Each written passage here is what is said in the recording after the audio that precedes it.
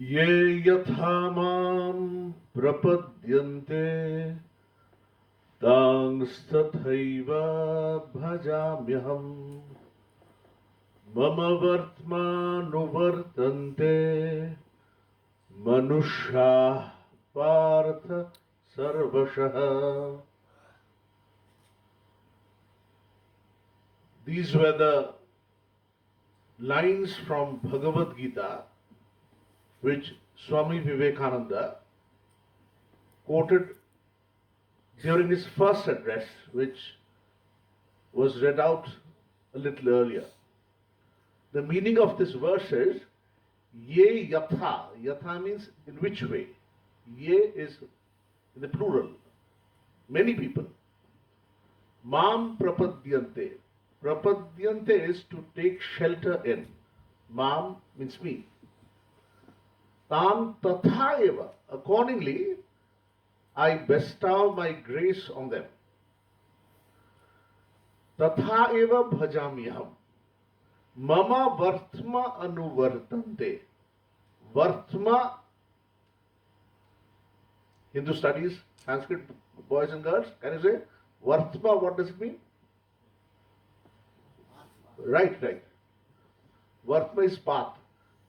Mama Vartma, my path, Bhagavan Ishvara, on his higher pedestal he stands and says, Mama Vartma Anuvartante, my road only, Eva, Anuvartante, they are following. Manushya Partha Sarvasha, so that there can be diverse religions, diverse paths, but all of them converge to me, that is the Supreme Almighty. This is the grand message of pluralism that Swami Vivekananda declared in his very first address.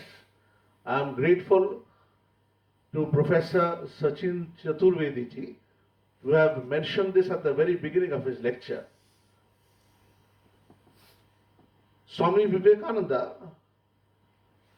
how is he relevant for the varied department that I see here, isn't it? Just as you are all dispersed in the different rows in the auditorium, similarly, how does he really enlighten the different faculties, the different walks of life? Or put it another way around, his birthday is being declared as the National Youth Day, right? This declaration was done by the government of India itself in the year 1985. I remember earlier we used to think that Swami Vivekananda is mainly studied in the Ramakrishna Mission. The institution or the organization he started in the year 1897. But the year 1985, Rajiv Gandhiji was the Prime Minister at the time. This declaration suddenly opened the doors for analyzing, interpreting Swami Vivekananda. He was no longer a monk merely. He was an icon for the youths. But the point is, a monk who has renounced his hearth and home, how does he really be an idol for the youths of the country who want to walk in different arenas, disciplines, right? Our Hindu Shastras say about pravritti and nivritti. Pravritti is the path of engagement, being in the world. Nivritti is the path of giving up. Well, he is a monk. How really can he enlighten boys and girls, especially the youths, who want to take up the path of abhyudaya, worldly rise, establishing themselves in different walks, in different disciplines? So these are the things that we ought to understand actually. Because Nalanda University, one of the premier universities of the country now, established by the government of India to study in depth the great heritage that Indian culture has bestowed to the country, right? So I hear Professor Chaturvediji and Professor Mukherjee told me that the think tank was there working on the different aspects of development or improving that the university can go along, right? So think, you ought to think deeply. What does Indian culture benefit? Is it merely one religion or many religion? Is it Buddhism or Hinduism or the different religions that we have in this country? So I was very enlightened or very glad to learn that here we have a different department on Hinduism. It's rare, I tell you, because I have been going around different places. In fact, in other countries also I have gone to. But rarely have I seen a department of Hinduism being established separately. And it was so nice that it has a multinational dimension as well. Our announcer was from Indonesia. I met a number of boys and girls from Bangladesh. And of course, there are a number of Indians from different states as well. So multilingual, multi-country, I think this is what Nalanda University especially catches the eye, right? So as I went along the different departments, I also went to the economics department as well. I had been a student of economics. In addition to being a student, I had the privilege to teach the subject for a number of years in the Ramakrishna Mission College that is there in Belur Math. Economics again and again speaks about utility, right? Utility is one of the keystones of economic analysis. It says any consumer, any producer, especially consumers, look out for utility, for a good, for an idea. The point is, religion, values, etc., what utility will it serve in this today's rational world? Is it really relevant? Can I only not do with secular subjects alone? Physics, chemistry, maths, etc.? Isn't that enough? The English, the Renaissance of the 19th century, had bequeathed to us the scientific outlook of Europe. In the 19th century, the second half of the 19th century, young boys and youths of Bengal, they decided to throw overboard all that we inherited from the past. Hinduism was banal. It only had superstitions. This is what they thought, right? So there was a young professor, his name was Henry Vivian de Rosier. And he brought many of these revolutionary ideas, right? Revolution doesn't come only politically, as it came in Russia or China or in the other countries. There's a revolution in ideas as well. This is what young Bengal symbolized.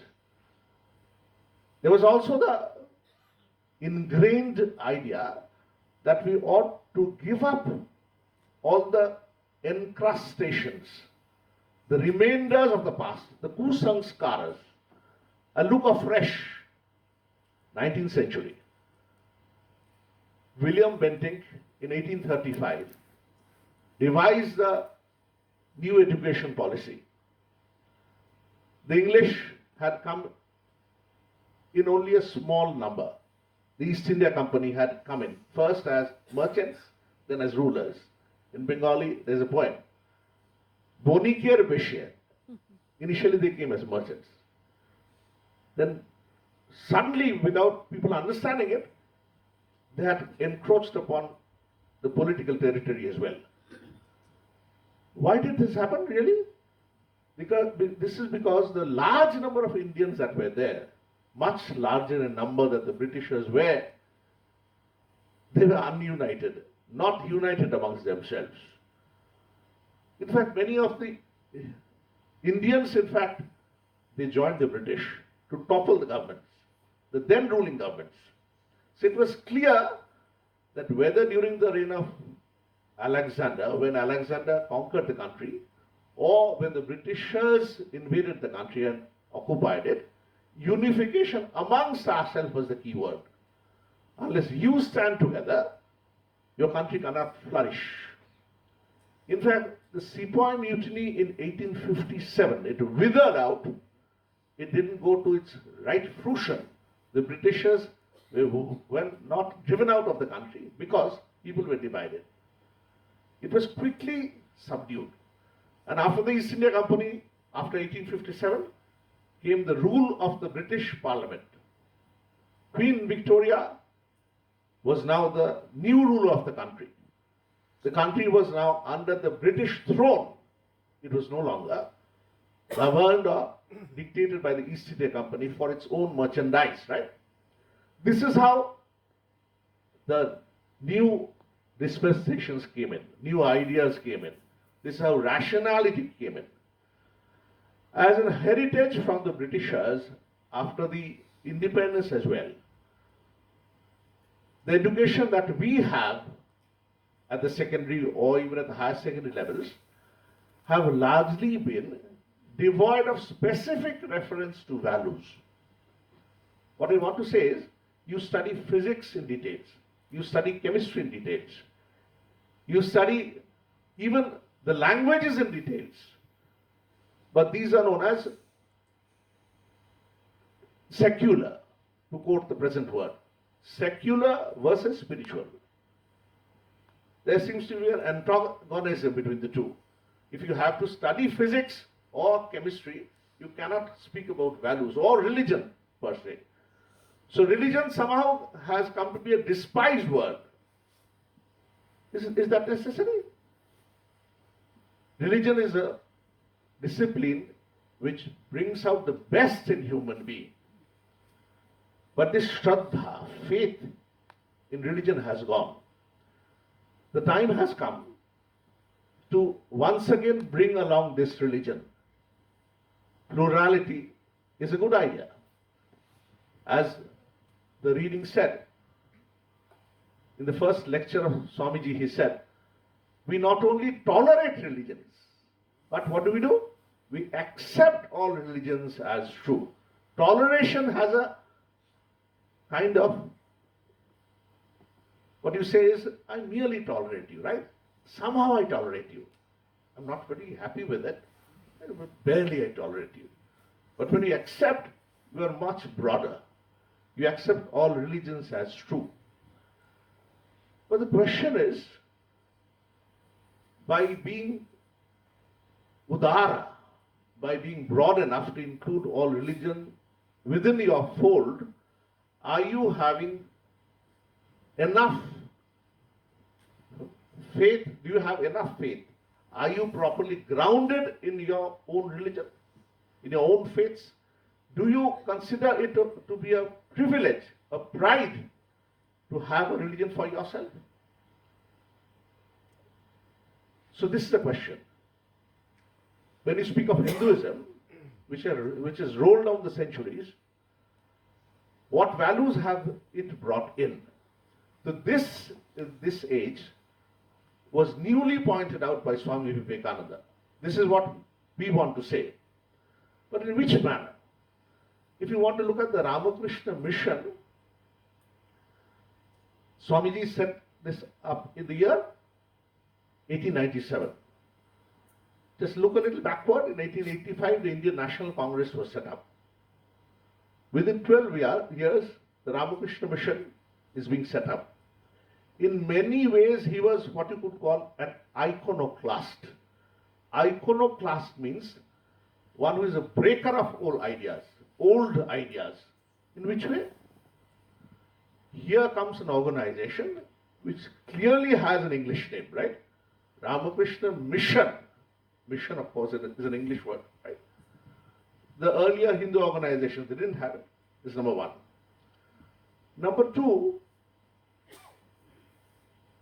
even when Swami Vivekananda returned from the West, his own Guru Bhais, brother disciples, they accused him. You went to the West. You had plenty of laurels and kudos, but you didn't take the name of your guru enough. You ought to be more grateful. Then when he heard it again and again, he became angry. He said, you see, Ramakrishna stands for an idea, for Catholicity, for purity, for truthfulness, for an immaculate life. And this is what we want to preach, not the person as such. Once you get to the idea, to the darshana, philosophy, once people, when they come to appreciate it, then they will come to the person. Otherwise, if I had done this in the West, they would have said, well, we already have Jesus Christ for ourselves. What new thing do you want to place our head on our head? What is the new person that you want to put on our head? So all Ramakrishna mission centers in the West, they are known as Vedanta centers. Vedanta centers. So there the person Ramakrishna is secondary. Person Ramakrishna. In fact, the famous hymn that he composed, I think they would be reciting part of it. The first line says, Handano bhavo bandhano. These words are really Sanskrit words. But the interesting part is, throughout the whole hymn, which is sung in many monasteries across the globe today, because Ramakrishna Mission itself has about 350 branches in 26 countries now. Additionally, this is sung in many other places as well. What does this mean? Interesting is, since Swami Vivekananda ji, he was a member of the Brahmo Samaj, so the idea of worship without a form, nirakara bhajana, was ingrained in him. Even when he composes a hymn on Sri Ramakrishna, he doesn't mention his name at all. Interesting. When you see the hymn, in fact, it can stand for any other person with these adjectives. What are they? Handano bhavo bandhano. Bhavo is world, bandhano is bondage, handano is breaker, handano bhavo bandhano. Jago bandhano, one who is fit to be adored by the world. So any teacher per se, a grand teacher, he takes you along the path of knowledge, right? And he takes you into territories unknown to you. So in that case, all of them are declarers of truth, not only a particular person. Now come to the idea of education as propounded by him. This is relevant for all students here, I tell you. His definition of education is the manifestation of the, right? Perfection already in man. Man or woman. So what it says is, education is not there in the books, in the computers, in the Google platform. All these, including the teachers, they are kindling your energy. They are poking the energy that is dormant within you. The teacher is like the guide who takes you along the path initially and tells you, you see, don't go along those paths. Those are thorny ones. You take this grand path. And then you start walking yourself. This is what you do during research, isn't it? You do not depend on your teachers or your other guides. Beyond a point, you must look at the discipline yourself. So education is unraveling of the potential that is already within you. So this definition of education actually brings in the idea of Vedanta into education. Vedanta says, to quote Vivekananda, each soul is potentially divine. The goal is to manifest this divinity within. Do this either by work or worship or philosophy, by one or two or all of these, and be free. This is the whole of religion.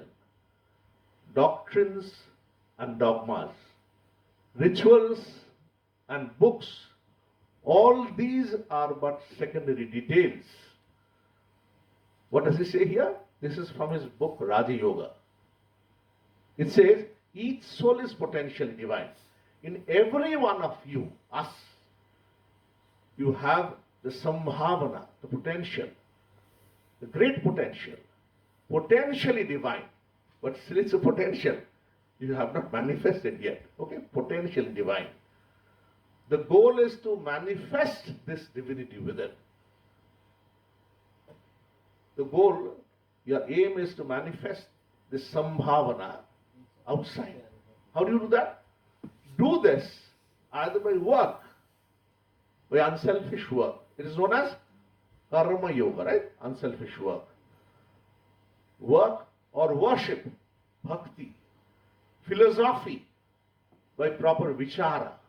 As you are studying, every branch of knowledge actually is a philosophy.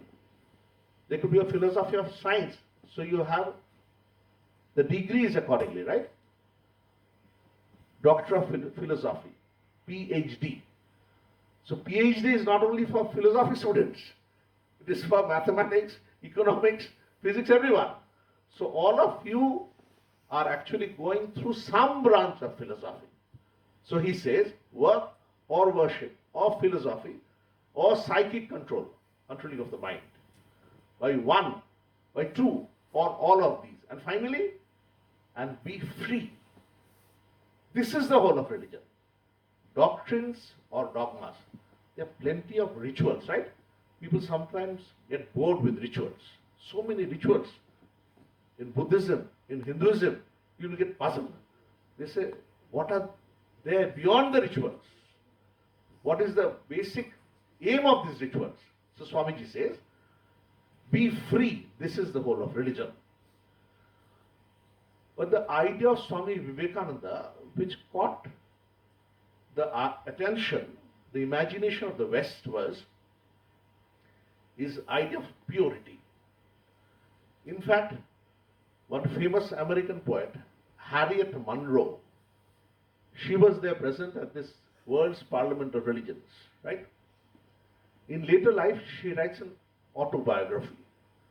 And there she clearly says that this preacher that came from India gave us this idea of purity. Why? Probably we in India won't understand it even. To quote Swamiji, Swamiji says, sinners, it is a sin to call a man so. It is a standing libel on human nature. Come up, O lions, and shake off the delusion that you are sheep. You are souls immortal, spirits free, blessed and eternal. America, as with the European countries, they were more conversant with Christianity, which harped on the doctrine that men and women were basically descendants of Adam and Eve, that inherited that forbidden fruit. And so it was a duty for a person to confess to his guilt. So it gives an original imprint that you are a bad person or a bad woman, bad man, right? Vedanta, on the other hand, says, Swamiji declares, that you are essentially pure. Well, have you erred? Have you mistaken? Have you committed an error? Don't mind. It's like a cloud in front of the sun. It will soon go away. For that, you ought to have confidence in yourself. Believe that you are strong. In today's psychology, this is known as auto-suggestion. It says, when you are afraid, say again and again, I am pure, I am pure. There is great strength in me. As one again and again gives this suggestion to one's own self, I tell you, it gives strength. It will take you out of a morass, out of depression. Before exams, I have seen we have very big hostels of the Ramakrishna Mission. In fact, the center that I come from also has a big hostel. I see boys and girls very devoted in the temples, right? So why are they suddenly in devotion? Why have they turned towards religion? Because the exam is there in front, right? Before the exam, suddenly you feel that you have forgotten everything else. Doesn't this happen? I think it happens to everyone else. If for everyone you feel that I have forgotten what I have studied, suddenly my mind goes blank. Even boys and girls sometimes come up to the teachers and parents and say, I won't be able to appear this year. I'll drop this year. What does the teacher say? Or the guardian says? He says or she says, well, you have studied much. Rise up. Why can't you do well in the exams? In fact, the Bhagavad Gita, the grandest of the Hindu scriptures, this is the underlying story behind that. Arjuna, the most famous warrior, in the battle of Kurukshetra, with the Pandavas on one side, and on the other side are others, Kauravas. In fact, they were close relatives. They were about to engage in a very disastrous battle.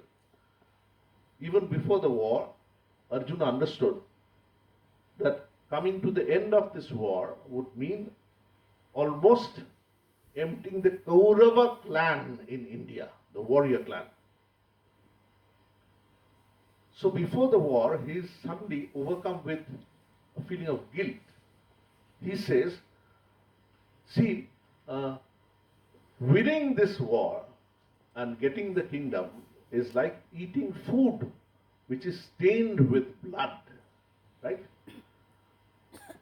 So Krishna, I think we ought not engage in this war. They have taken all the preparations. They have invited the different kings from the small kingdoms in India who have divided themselves either for the Pandavas or for the Kauravas. And now just before the battle, just before the final bell goes for the exam, suddenly he feels that I cannot fight anymore, right? Tushnim babhuva. Tushni means to get silent. He says, I can't fight anymore.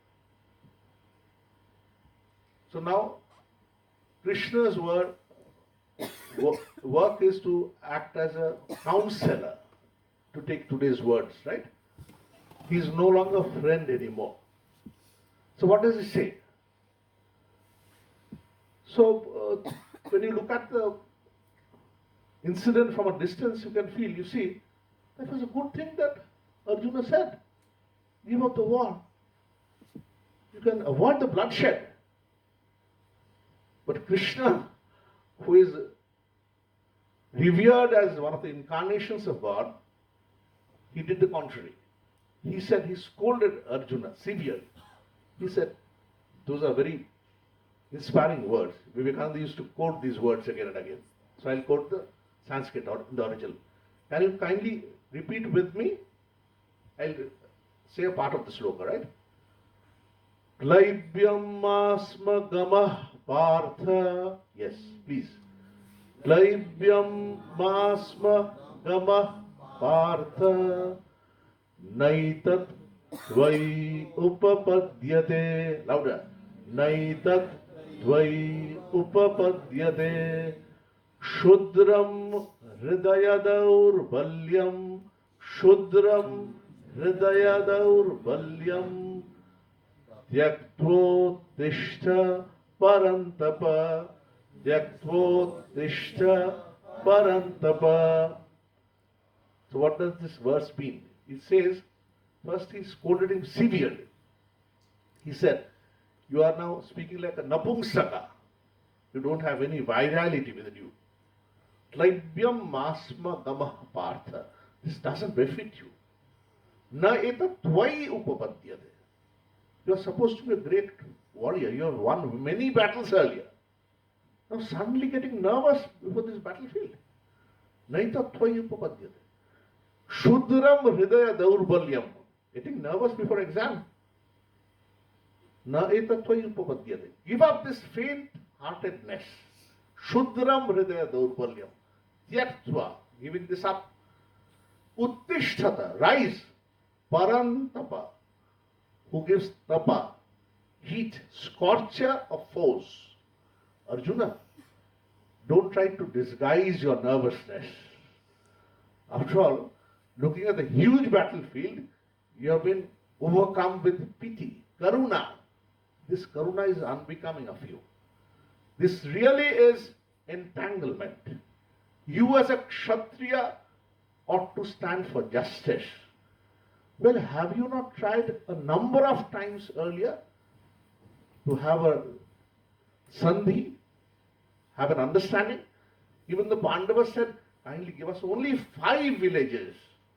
We do not want a part of the kingdom. Give us only 5 villages. Sri Rabindranath Tagore, in his poetry, it is there, Bina Juddhe Nahi Dibo Shuchagro Medini. The Kauravas said, Duryodhana said, without the battle, we would not give you even the amount of earth that is there at the end of a needle. So when all the efforts were futile, it was then that they had decided on war. It was not in a sudden fit. It was not in a sudden spurt of emotion. No. They had thought about it for long. And even they had invited many of the chieftains from different countries. So Krishna, non-playing captain, as they say in tennis today, right? Non-playing captain. He won't fight himself. But he will inspire them again and again.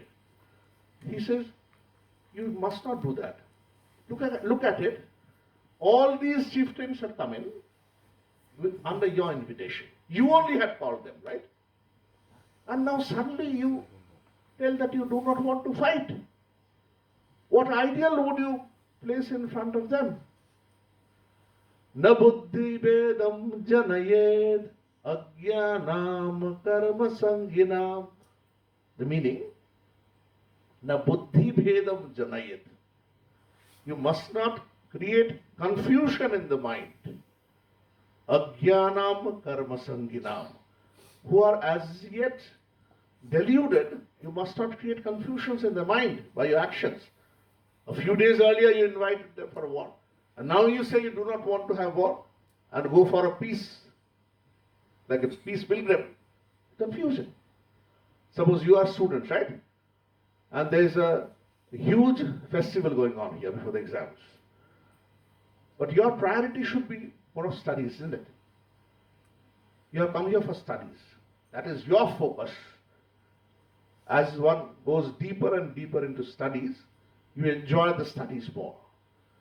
But if there is a pilferage of the mind, if there is a vikshepa, distraction, the mind, like a wavering river in the sand, goes up and gets all distracted. The river water gets spread out. It doesn't go to the ocean anymore. Similarly, you must concentrate on what you have declared earlier, Arjuna. Stick to what you have said. Don't be afraid. You must have the focus in your mind, he says. So these are words of Sri Krishna that Swami Vivekananda encouraged. He would say his immortal words, you will be nearer to heaven by playing football than by studying the Gita. Strange words for a sannyasin, right? But what he meant was, you ought to have a strong physique for yourself, a strong health. Today I moved around the campus. Honorable Vice Chancellor, he arranged for that. I saw your wonderful gym and your track, running track. So these are the facilities that you ought to use for yourself. Strong body in a strong mind. This is the key word. In the Ramakrishna mission,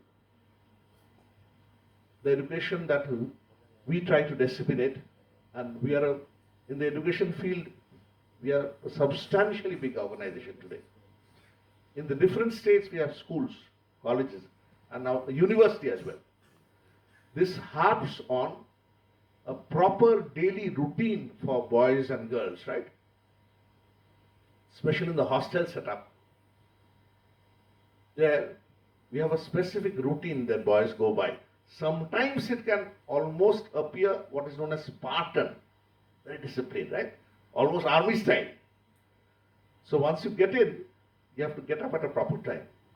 You must assemble in the morning for prayers.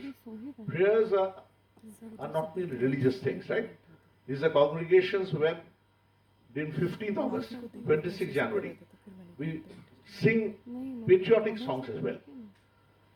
So when you congregate together, you have a strength, a fellow feeling, and then you study during the study hours. There's separate study halls. You cannot study merely in the comfort of your own bed. You must go to the study hall. When you read in your own bed, you will see the angle gradually declining. Less and less and less. Right, isn't it? Finally, it becomes zero and there, lying there. Suddenly you hear someone telling you, "You are late for the class now. You have to go for food now." So unless you are able to sit straight, study straight, the concentration of the mind won't come. For every class, whether in school or in college, for every year, we have a subject separate. I tell you, Ramakrishna Mission students are one of the brightest. I'm not boasting. I think many of our students are there here as well. Brightest in the country now. Whether you go to TIFR, whether you go to Indian Institute of Science, Bangalore, whether you go to the IITs, because I myself have had opportunities to speak at some of them, you find Ramakrishna Mission students. So it is not merely the background that they come from which matters. There's also the question of disciplining yourself. Sometimes students say, "Swamiji, I came from a rural background. I didn't have much exposure to English. I didn't have much of proper education at the school level." So we tell them, now develop yourself. Throw away the past. You have time ahead. Look to the future. Use the time that you have in front. Don't be morose. Don't demean yourself. You have great strength within you. So these are the key words. What I would request the teachers to instill in the minds of the students. They have great powers. So this power must gradually open up. Just like small seed, if you properly nurture it, give it the proper fertilizer, proper water, then the seed gradually opens up and becomes a plant. Swami Vivekananda gives this simile and says, you see, the whole potential was there embedded in the seed. The gardener, the water, the fertilizer, they were the different factors which helped bring out this potential. So every student has the potential to grow great, I tell you. Students who study in arts discipline often say, "Swamiji, I have studied arts, I couldn't take up science subjects." There's nothing to be worried about. When you grow up, get to the higher branches, you'll see there's no watertight division as such. We were chatting, me and Professor Mukherjee. These divisions are all human-made, isn't it? Today we say that these are the science subjects and these are the arts ones. Well, in the earlier days, did you have such branches? When Aryabhatta brought out some of the key elements of mathematics, did you have mathematics as a separate subject, economics as a separate one, or Sanskrit as a separate one? No. People studied these subjects in depth. There were separate subjects, but people also had the whole vision to study them in depth. This is what we ought to do. When you study any subject with whole concentration, I guarantee you, the confidence will come within you. I'll end with a short, funny incident, or funny remark rather. When we worked in the colleges, I had been in the Vidya Mandir college for more than 20 years. Vidya Mandir is located in Belur Math, near Calcutta. So I used to wonder, well, some of the students would come from the rural villages, right? But very focused. And they would have very good results, in, especially in the chemistry, mathematics. Okay, it requires a lot of focus. The mind cannot disperse this way and there. Right? So Ramakrishna Mission gives ambience, they focus on that. When they would grow up, I remember those were the days of computer boom. And they would get their appointments in TCS or say some of the other computer companies coming up at the time. So I would sometimes call them and say, well, आप तुझे computer पढ़ ले, आप तुझे chemistry पढ़ ले, की लाभ हो? You have studied so much of chemistry with all the attention, so much of marks. How do you gain by getting to the computer company? They would smile and say, Swamiji, you must be practical. Later I understood, you see, education gives you the concentration of the mind, the confidence that whichever field I will go to, I will excel. I have the potential. It's not merely the subject per se. Mathematics, Hinduism, Oriental studies, international relations, these are there. Specialization is there. But finally, it also gives you the confidence. Yes, yeah, I have the potential. When you go to the office in later life, will you have Hinduism or mathematics or physics? No. Probably you have to deal with other things. But you have the confidence now that I have the concentration. I can bring my mind along and concentrate on a particular topic. I have the confidence to solve the problem, right? This wonderful university that's coming up, it will definitely nurture more over time. The wonderful ambience, the facilities, I really felt jealous about it. Because we in the Ramakrishna Mission also have facilities, but this was really a grand one. I relished amphitheater, the Greek style, right? These are things that you must enjoy. Use for yourself. Use the student life. I tell you, student life is a rare time where the society says you need not do anything. Study. Jnana Trishna. The hunger for knowledge. The thirst for knowledge. This you have the opportunity to get here. Only here. When you grow up later, get into family life, do a job, you won't get this opportunity. Use this time. Don't fritter it away in other pastimes. In different kinds of useless nasha, different kinds of pastimes, don't utilize this time. This I would request on behalf of we elders. Use this time fruitfully, truthfully, and with purity. With purity comes concentration of mind. Concentration gives you great power, I can ensure you. I am very grateful to get this opportunity, and I would crave that I can have one or two questions from you. Can I do this, Professor Chaturvedi? Okay. I end my lecture. Thank you.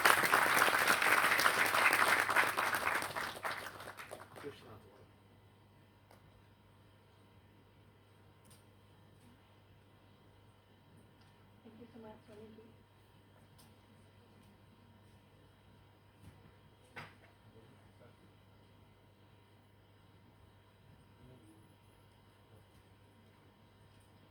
So once more, thank you again, Swamiji, for the profound, enlightening and inspiring discourse.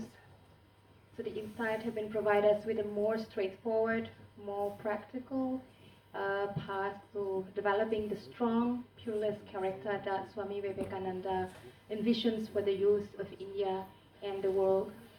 You know, please to offer the brief interactions, 1 or 2 questions, please, anybody?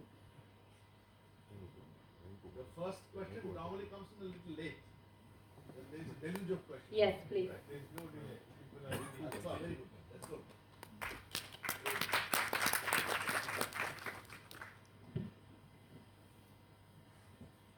Namaste, sir. It's an honor to stand here in front of you. I am Anushka. I am from the School of International Relations and Peace Studies. And I'm very fortunate that my roommate is from the School of Hindu Studies. So I'm lucky that I can have conversations with her that I do not usually have. And I come from a science background. So at times when I have a conversation with my roommate, the ideas that she shares with me, it's very difficult to kind of comprehend it. It is not just about Hinduism or any religion, but rather on spirituality. So there is a wall that has been created in our minds, especially coming from the education system that we have been conditioned, the way we have been conditioned. So how do we get over this wall? How at this point in life, after almost completing education, and at this point, how do we go forward from this, and how do we take ideas from Swami Vivekananda ji to kind of embrace our spirituality, our potential? Thank you so much. Hello. So I think that was a good question. In ancient India, there was a system of Gurukula. Gurukula means boys and girls as well. They would stay in the ashrama. Nalanda University is somewhat of that sort. You are staying in the hostel.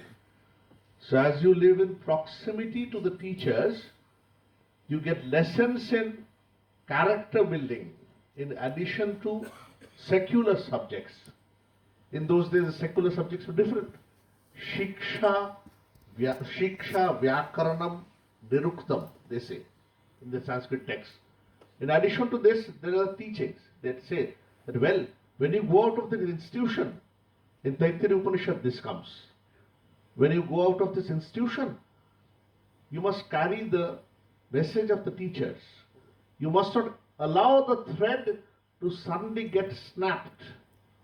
The teachings that you get here, you ought to spread it amongst others as well.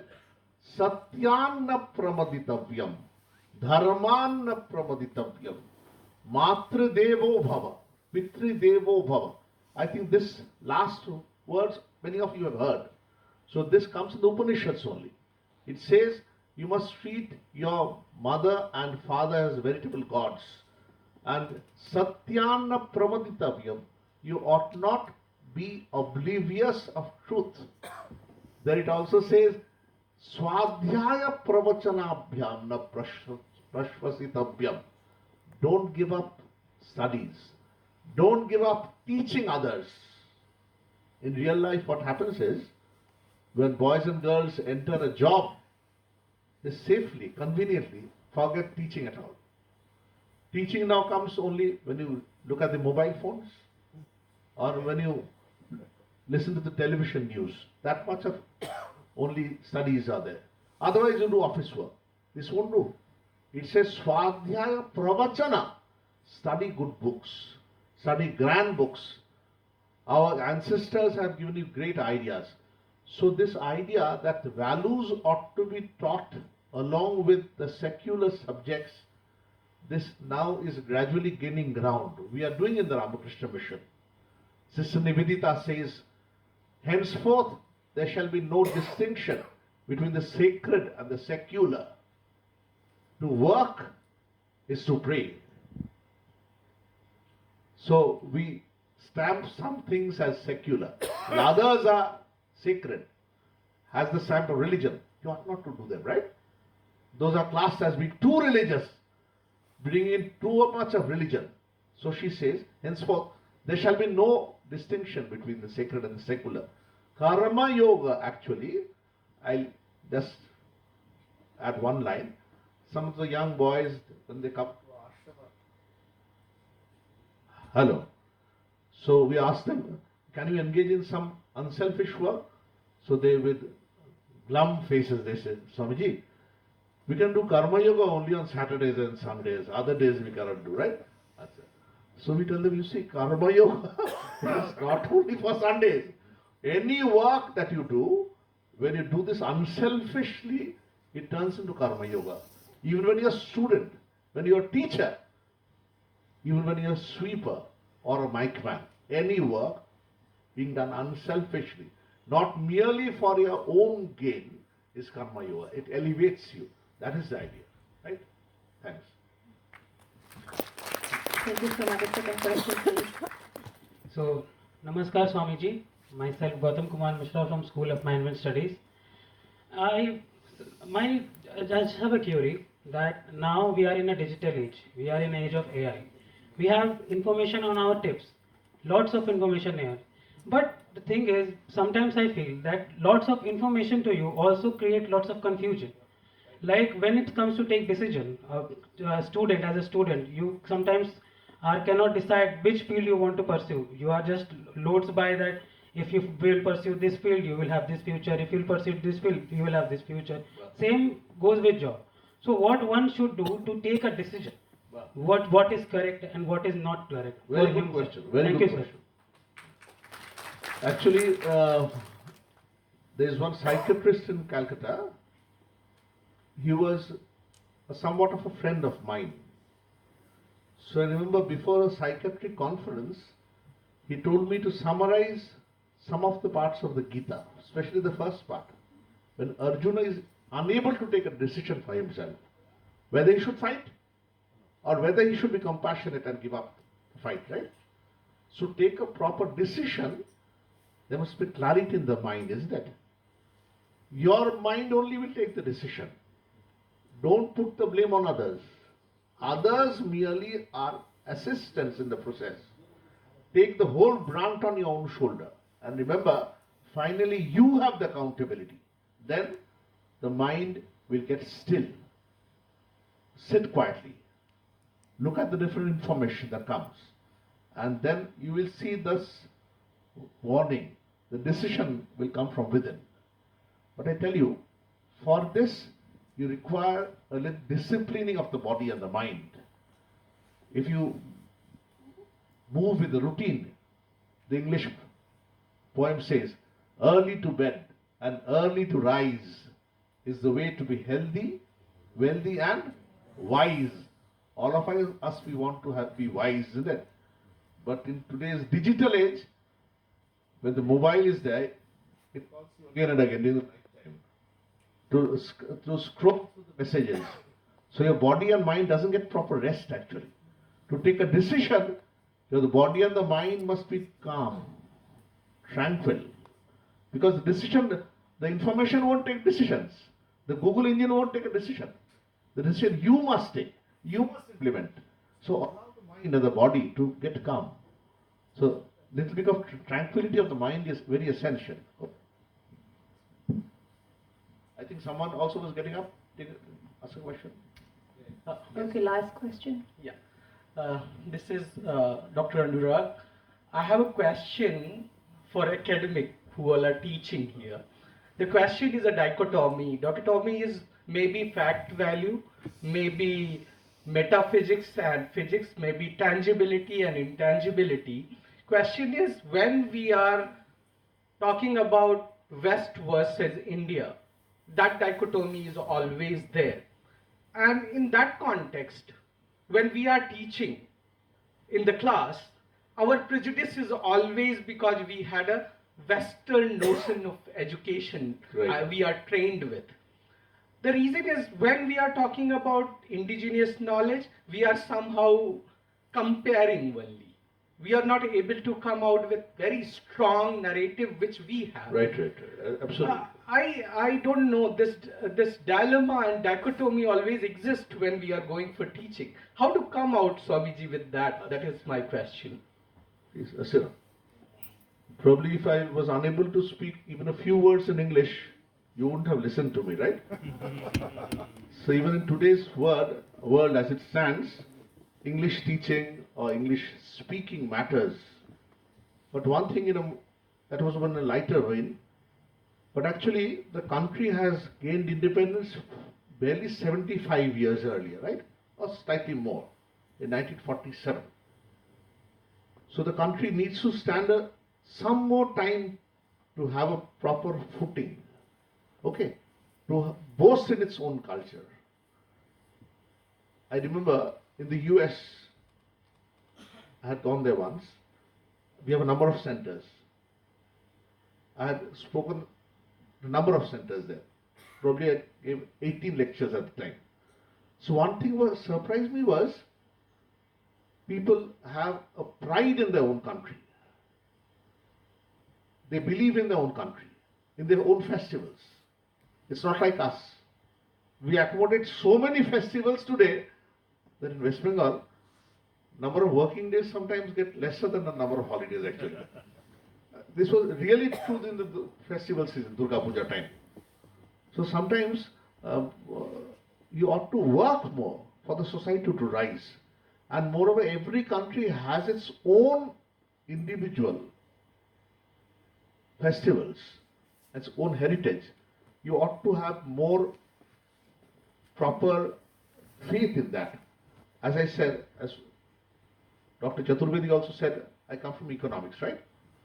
So in economics, our students will be knowing there is a branch known as development economics. So earlier we would be taught microeconomics and macroeconomics. These last largely are based on the Western models of economics, right? If you remember, during the second 5-year plan, Prashanta Mahalanabish, a statistician of repute, he devised the second 5-year plan. It was molded on the Felsman plan.